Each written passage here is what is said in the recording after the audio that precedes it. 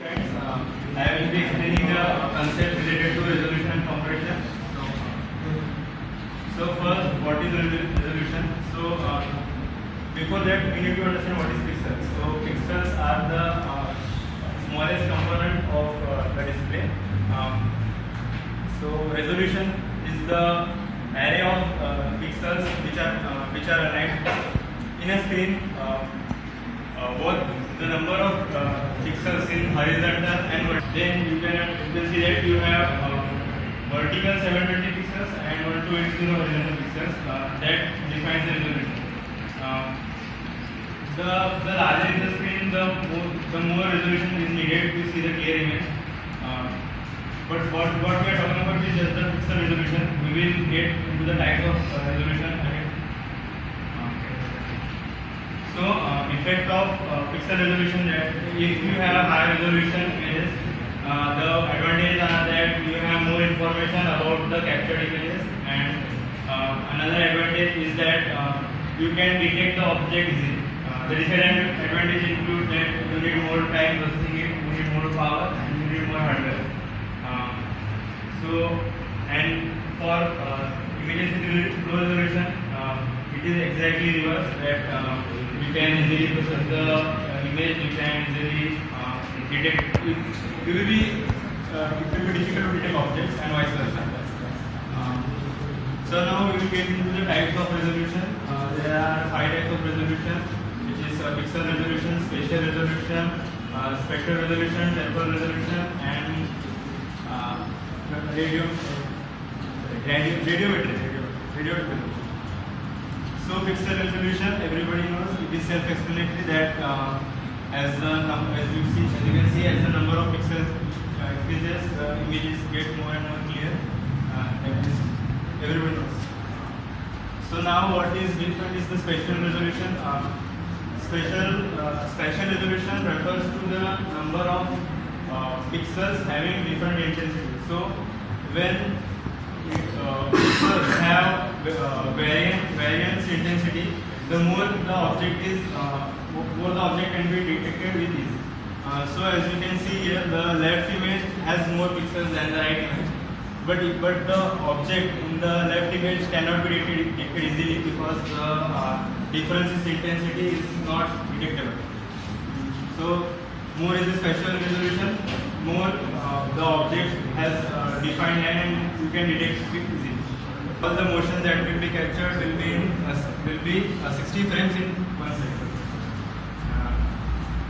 So this is the last type of radiometric resolution deals with the amount of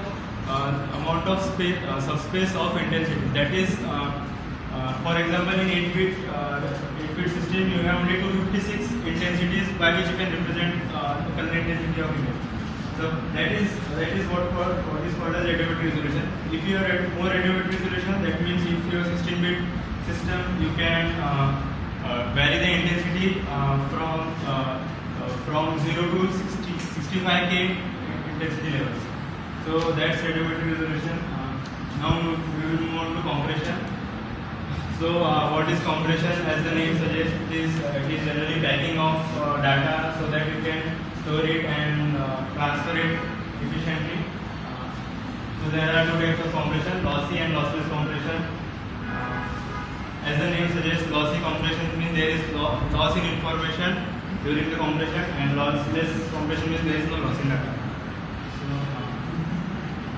there are these many types, 7 types in lossless compression, and I will just explain the first 2. If you are interested, you can go and find in depth about the other compression, other lossless compression. So first is the run length encoding.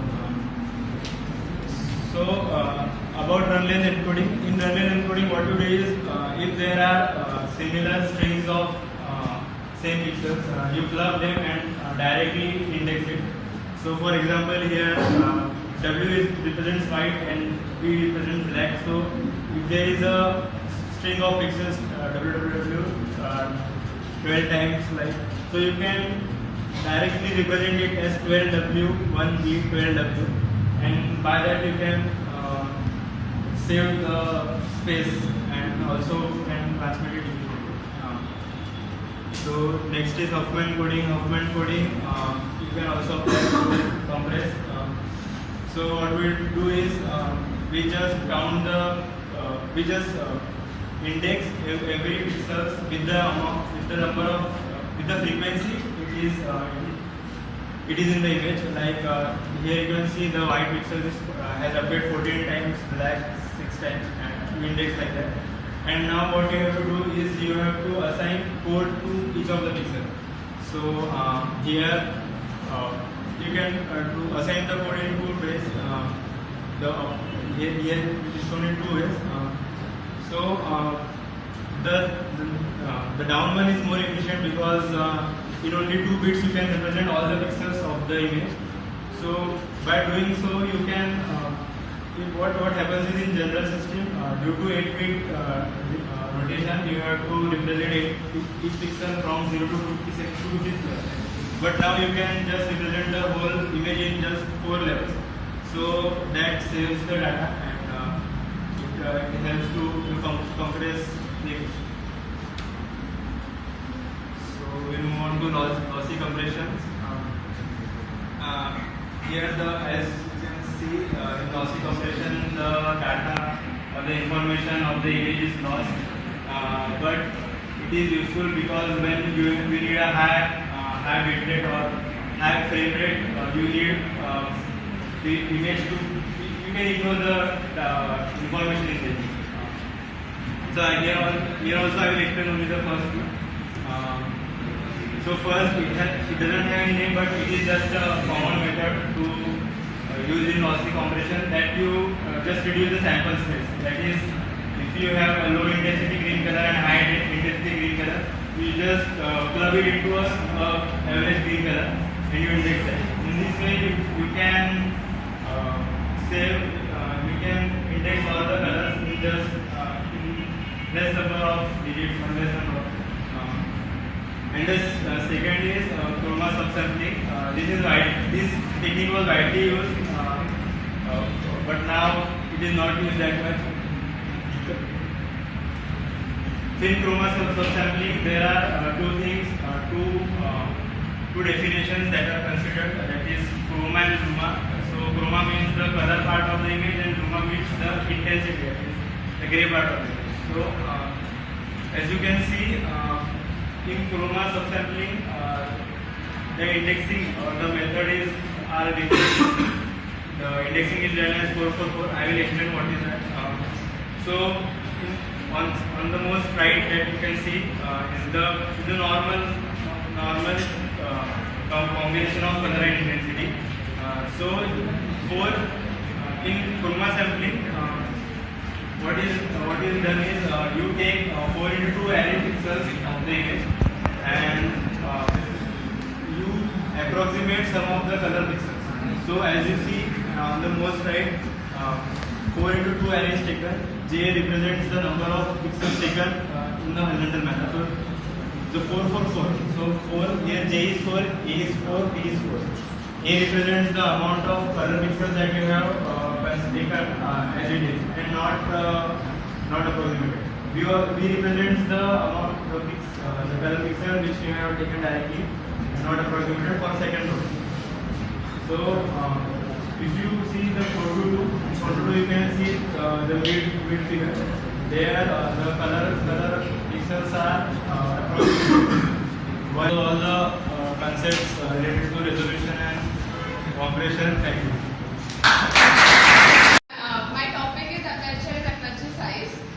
So as studied in previous class that pupil is the small opening in the center of the iris. The function of aperture is similar to that of the pupil. The pupil allows the light to fall until the retina. It controls the amount of light. Similarly, aperture controls the amount of light reaching the light sensor of a camera. So to control the amount of size, it is measured in f-stops. The smaller the f-stops, wider the opening. Wider the opening, more light falls on the light sensors. So these are the different aperture size. Depth of field. Now depth of field actually is the distance between the farthest and the nearest focused objects. So less is the f-stop, that is wider the aperture size, wider the opening, the depth of field is narrower. So to have a more depth of field, we need narrower opening. The rightmost image has the aperture size of 16, that means, and the depth of field therefore is pretty much more wider than the previous one. So now use of wide aperture. So first thing is for the portrait image, wherein we need to focus on the one person, and the background needs to be blurred. Therefore, the depth of field should be narrower. So therefore, wider aperture is used for portrait images. Secondly, when we use we need to capture the images in motion. So when we need to capture images in motion, the shutter speed needs to be really high, and thus the light that comes in that higher shutter speed is really very less. Therefore, we use wider aperture to have more light and get a more better picture.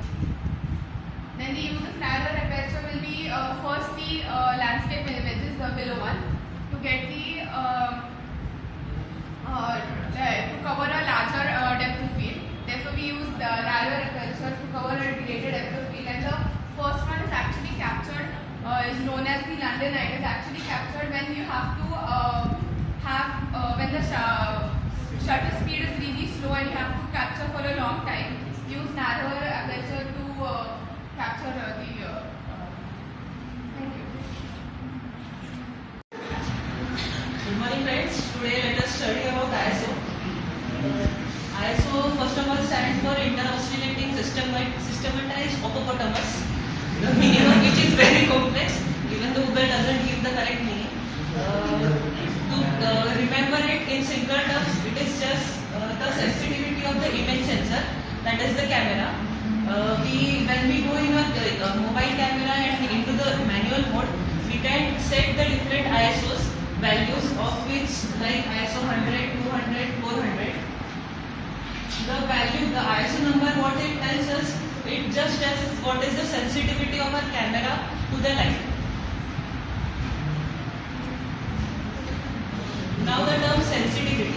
The term tells us that the amount of time for which the light is exposed to the camera sensor.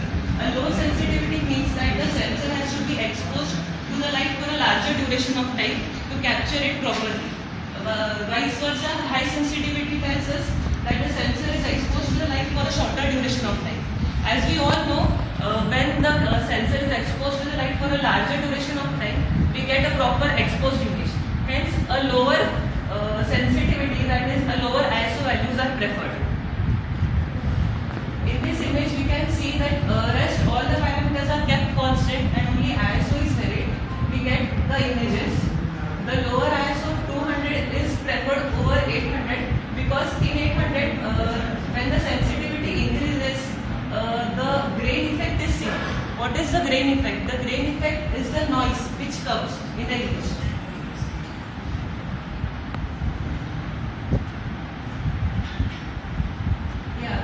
These are the disadvantages of using higher ISO setting.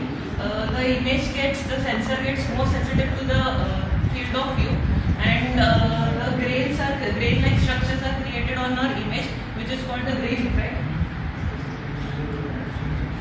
It can be seen at the same images with ISO 100 and ISO 6400. Small patches are created on that pencil strings.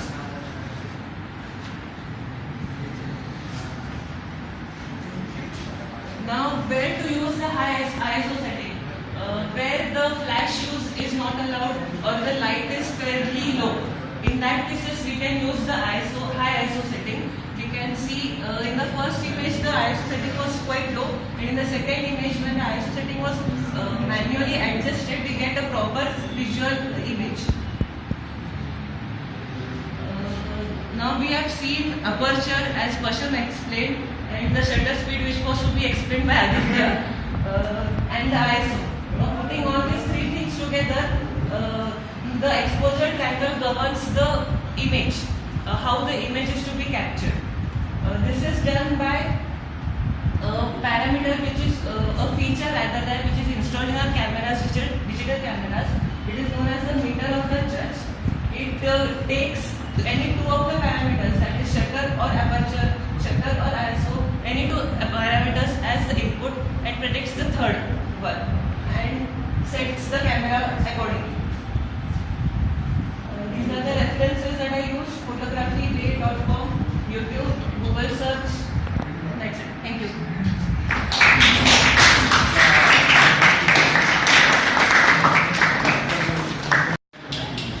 Good morning, everyone. My name is Rita Kundani,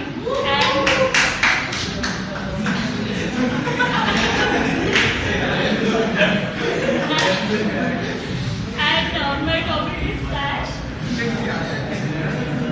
So, Flash is basically what it's an accessory in our phone, which sometimes gets activated on its own when we're taking pictures in a dark surrounding. And flash appears for 1/200th of a second just before the photo is captured. So this is an image taken without flash and taken with flash.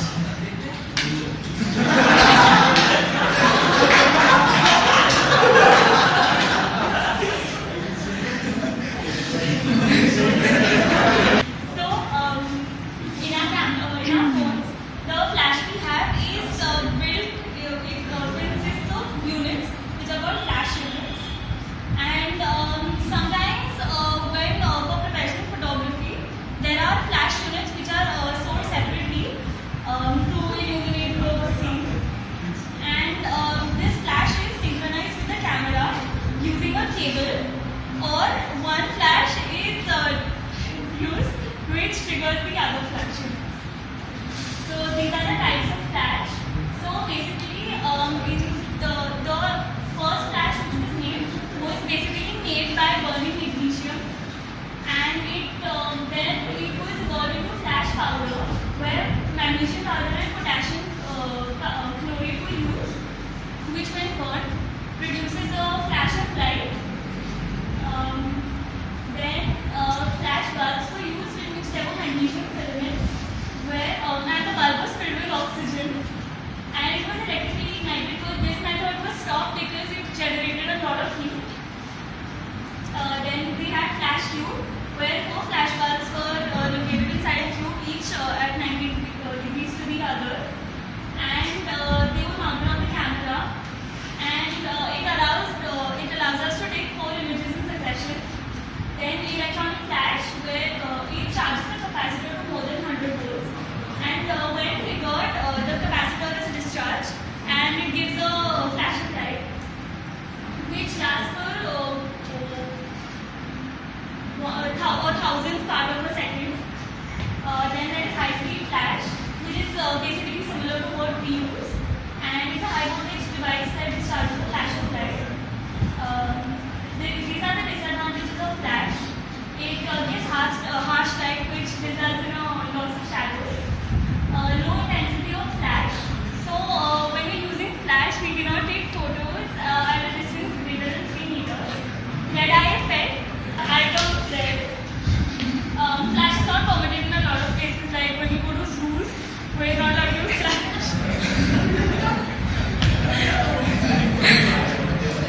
Or in museums. And it causes irritation to the subject who's photographing. Thank you. Okay, good morning everyone. Today I'll be telling you about the types of digital cameras, and I'll start by telling you what is a digital camera. Now I know everyone of you knows what a digital camera is, but then I have to start with it, because if I directly tell you the different types of digital cameras, you actually won't notice much difference, because most of the difference lies in the image sensor chip. So I'll tell you about the image sensor chip later on. So what is a digital camera? It is basically a device that captures photos in digital form. So what do you mean by digital form? It will store images in the form of arrays of numbers, rather than the normal cameras that used to have positive and negative images.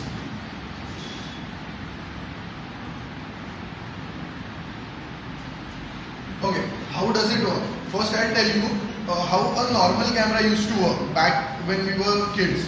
We used to have a film that we used to insert in a camera, and that film used to contain certain chemicals. So when you used to click a photo, light used to enter through the aperture, the light used to make the chemicals react, and in the film photos were created that were different patterns of lights, darkness and light. Okay, that was the case. But now in digital cameras, what we have is we have pixels. When light enters the camera, the lens, it breaks the light into a lot of million parts known as pixels, and this, the information of every pixel, it is stored as an array of numbers. Okay, that's the case. About the sensors, the image sensor, for a digital camera, it is either a CCD or a CMOS.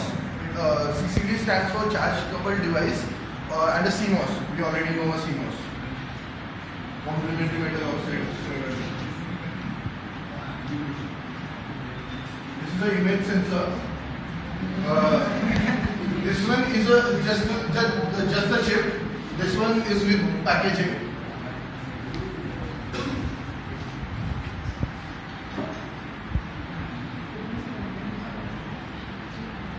Yeah, and then how the light is converted into a digital signal. First, when the light enters, the photons, they are converted into electrons. The electron charge is then converted into voltage, and through an analog to digital converter, digital value of voltage is obtained.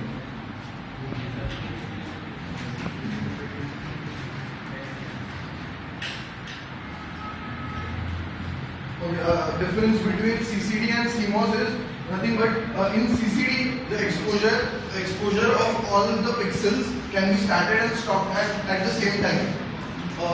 That is known as global shutter. Whereas in a CMOS, only one row can be exposed. One row of pixels can be exposed at the same time. That is known as rolling shutter.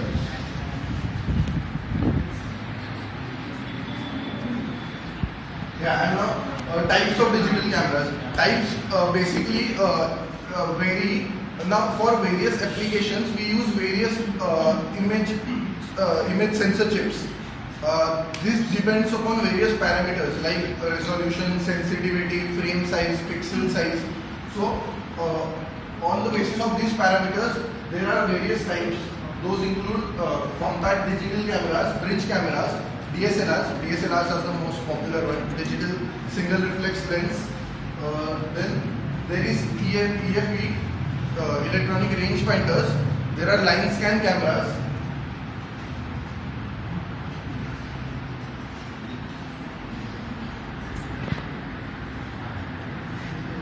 Compact cameras are the most simple cameras, and they are the most cheapest.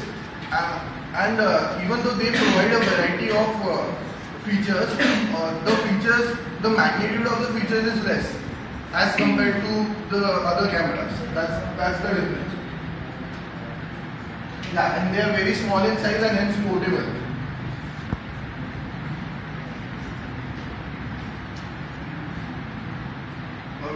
Various features of compact cameras are as follows.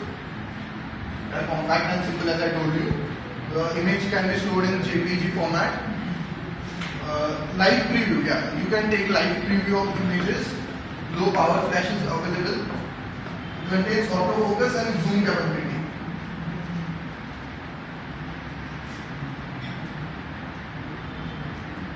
Yeah, as I told you, although a lot of features are available, but compact cameras are quite cheap, so the magnitude of those features is quite less.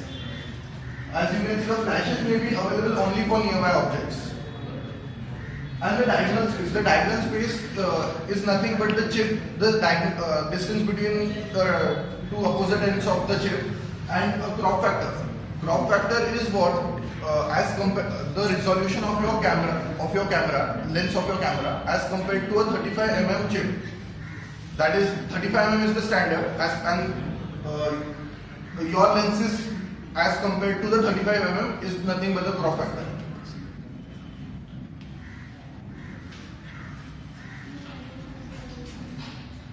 Bridge cameras. Now, bridge cameras are often they are confused with SLR cameras, but they are different. They have fixed lenses. They are larger in size, and they have higher zooming capability.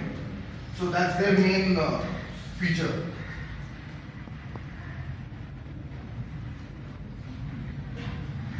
Again, features of this camera, as you can read. One new thing is image stabilization is there. This is to reduce the sensitivity. We get more stable images using a bridge camera. Yeah, and along with the JPEG format, the images can be compressed as well in bridge cameras.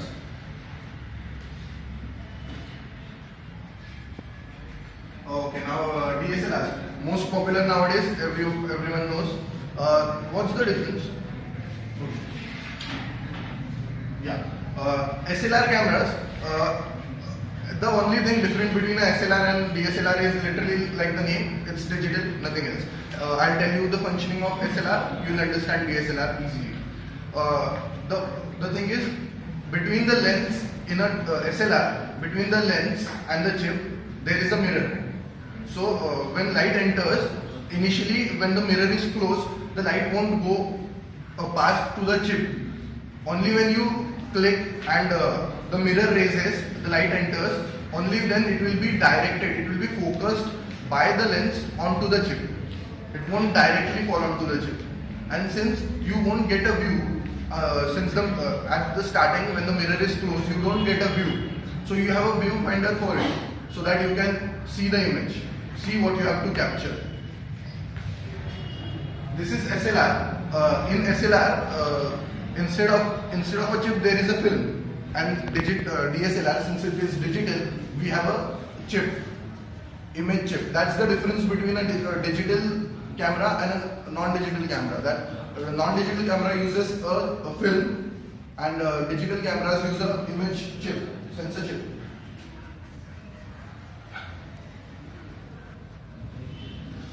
Yeah, there's this mirror box that I told you about that reflects the light onto the sensor chip. There's, as you can see, the diagonal space of this chip is much larger as compared to other cameras. It is 18 mm to 36 mm, and the crop factor is 2:1. You will get high picture quality even at low light.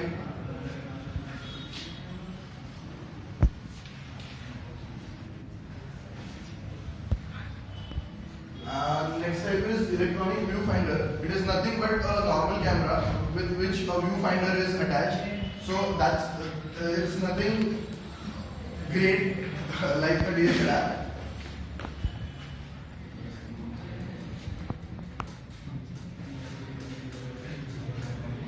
Then this is digital range finders. This type of cameras, they are they are made for distance photographing. It's not like you cannot catch distant photographs through your phones, but these cameras are specialized for that purpose.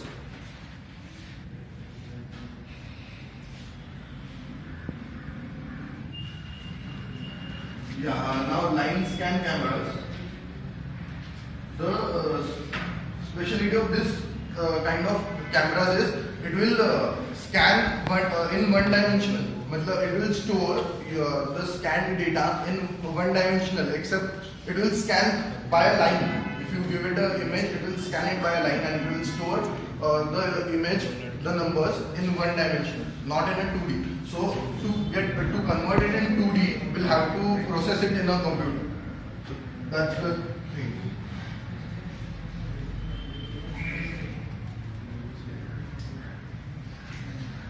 Yeah, see, that's the thing. It will scan it in a line and it will form an array.